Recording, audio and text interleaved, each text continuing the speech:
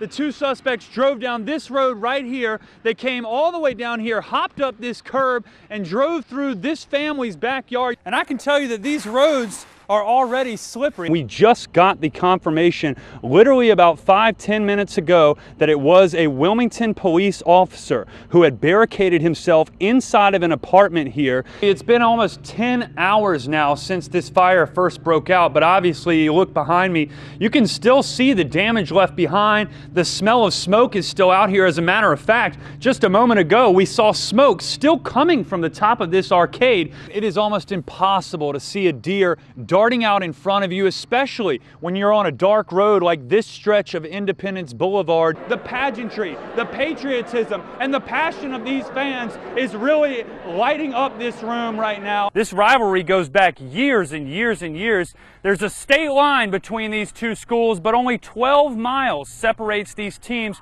That means that these players, they know each other. They hang out at the same places, they go to the same churches, they visit the same stores, they all shop in the same areas and eat at the same restaurants, so they know each other. When these teams line up tonight, they might be sharing secrets or talking about each other's girlfriend. I don't know.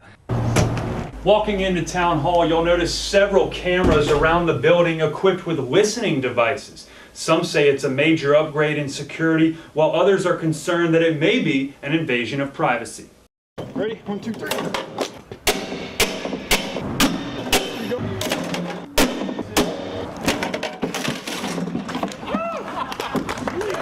In the movies, it only takes seconds. To me, more. You guys are wasting like 8 hits on it. You only need to hit it 2 or 3 times. But Oak Island firefighters are quickly learning it's a lot harder to break down doors. Got it? Yeah, got it.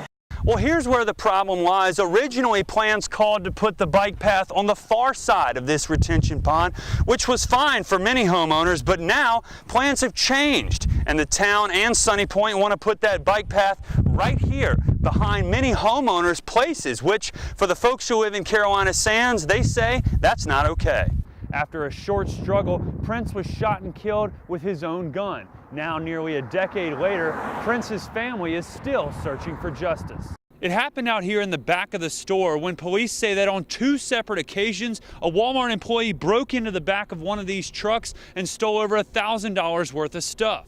Scrappy the Scorpion does his best to protect North Brunswick High School every day, but now thanks to a $1 million project, Scrappy and every other mascot in Brunswick County is getting some help. Crews have been searching all over Southport for 2 weeks, but no sign of Adam. The 22-year-old suffers from schizophrenia and has been off his medication since the night he never returned home. Today we spoke exclusively with his adoptive mother. Not flesh of my flesh, not blood of my blood.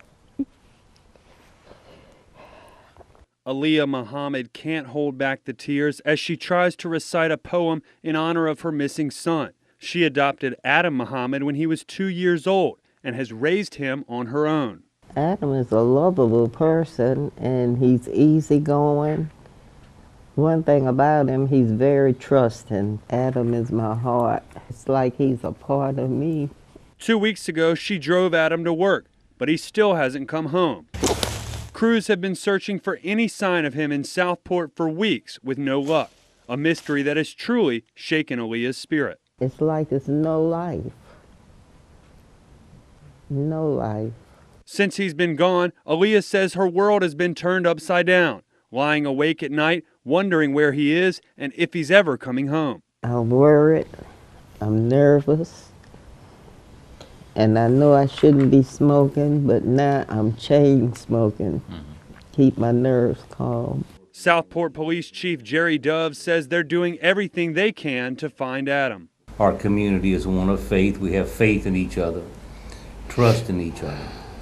And there's one thing that binds us together, and that is hope that is eternal. Hope is a hard thing for Aaliyah to find right now, but she does find strength in her favorite poem. You did not grow under my heart, but in it. Hoping Adam will soon come home again. And he is always in my heart. Chief Dove says this continues to be a search and rescue mission, and it's now gone to a national level. If you have any information about where Adam Muhammad is, call Southport Police. We have their contact information on our website, WECT.com.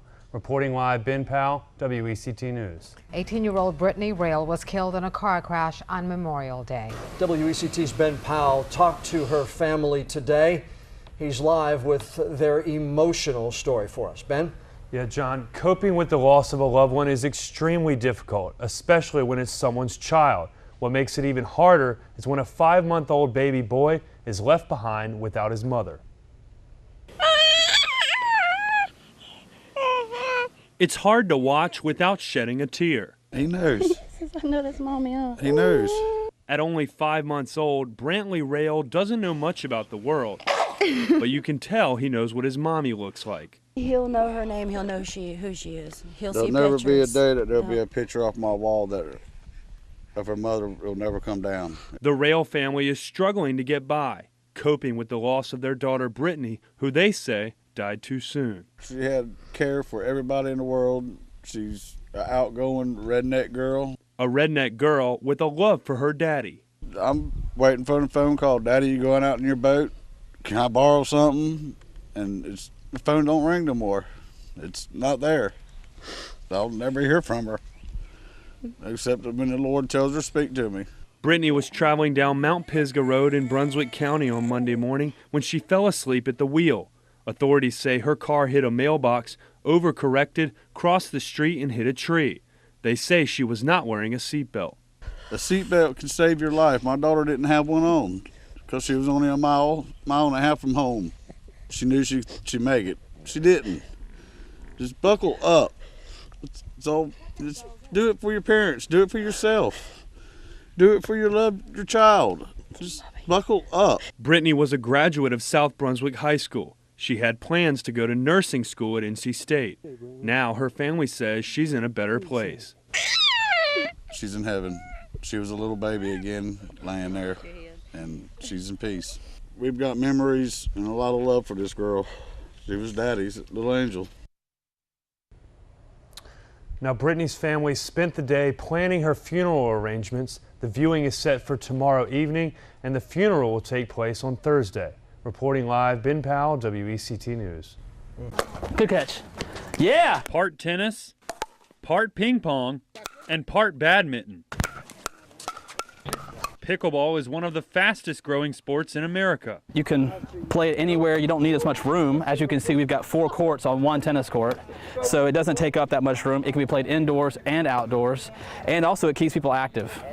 Here at the Waterford community in Leland, pickleball expert Ryan Manchester has agreed to show me a few pointers on the game that many call addictive. You don't try to top spin the ball. Okay. It's more flat. So you're basically just going to bring the racket back and down the line. All right. On the other side of the net, 65-year-old Marty Smith.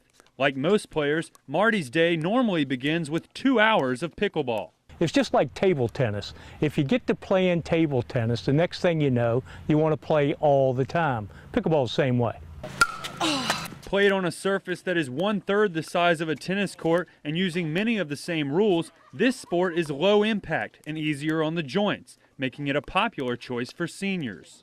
Nice! 1, it gets me off the sofa. 2, it's movement. It's healthy. You can break a sweat. A lot of people like it socially, and that's where I think most of the seniors enjoy the game. After more instruction from Coach Ryan, I was ready for a pickleball shootout. As you can tell, the 15-minute game gets pretty heated. Yeah, there you go, Ben. Nice. Here we go. Nice shot there. Now nice we're shot. ready. Oh. Go! Trying to top spin. So mad. Just give it a try and you'll be hooked on the sweet sport with a sour name. Good game. Good game, Marty. Thank you so much. Appreciate it. Good game, guys. Local teams and military crews started searching almost immediately, hoping to find the Marine alive, but just hours ago, the confirmation came in that he had died. Our thoughts and prayers go out to the Marine's family and his loved ones. This tragedy affects us all. Lieutenant Hector Alejandro with the 2nd Marine Aircraft Wing made the announcement during a press conference just hours ago. He said Marines searching from the air spotted the body, Others on the ground found it about a half-mile away from their command center. He said knowing where the Ospreys flew on Monday night helped in today's search. The flight tracking information was very useful, and that is what brought us to find the body. The identity of the fallen Marine will not be released until 24 hours after the next of kin are notified. Alejandro said a thorough investigation is underway to try to find out what happened and why it took so long for anyone on board the aircraft to notice the Marine was missing. It's unfortunate that there was such a length of time between the incident and being identified, and honestly, we don't know how long that time that was, but every piece of the incident is going to be investigated. Bladen County Emergency Services Director Bradley Kinlaw says local crews and nearby residents wanted to do whatever they could to find the Marine alive. Still shows that the hometown community is in action here when anytime we have a disaster or tragic event. Right now, the focus for these young Marines is on trying to cope with the loss of one of their fallen brothers. This has affected many of us, especially the family and the unit the Marine belonged to. And this is as tragic as it gets. A training accident are some of the worst. Investigators still have not yet said whether or not that Marine was strapped into the aircraft or not. They also have not mentioned if it was a mechanical issue or human error. That part of the investigation is still ongoing, and right now there's no word on how long it will take to find out. Reporting live in Bladen County, Ben Powell, WECT News.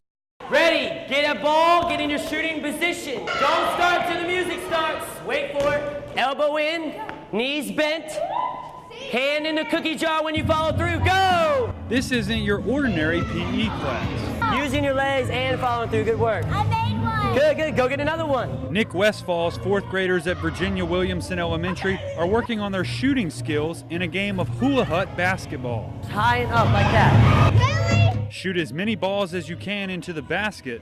There you go. That's a good shooting form. Good work. And protect your hula hut at all times. We're done. Get the room. Get the room. Run! Childhood obesity is a tough subject, but Westfall's philosophy on prevention is simple.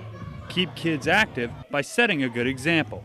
We have to be models. If we want our children to choose healthy, we need the people they look up to be healthy as well. Another unique thing about Mr. Westfall's class is when the students leave the gym, the lesson doesn't stop. He actually gives them activities like arm circles to practice at home. That's right, PE homework. Justice, get those balls, start shooting, buddy. If you say PE homework, it's a funny thing. It's almost like a joke. You don't hear that a lot. And that's the main thing. You have to find something they enjoy, and practicing at home is one of the biggest things that we need.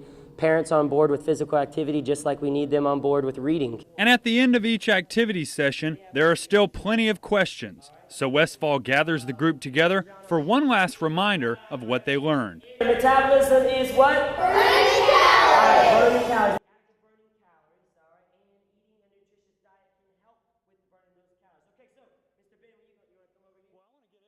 Before the sun came up, agents and deputies with the Brunswick County Sheriff's Office were already hard at work, getting briefed on a special mission, Operation Spring Sweep. There's no questions. Eric, you get your guys. Let's go, guys.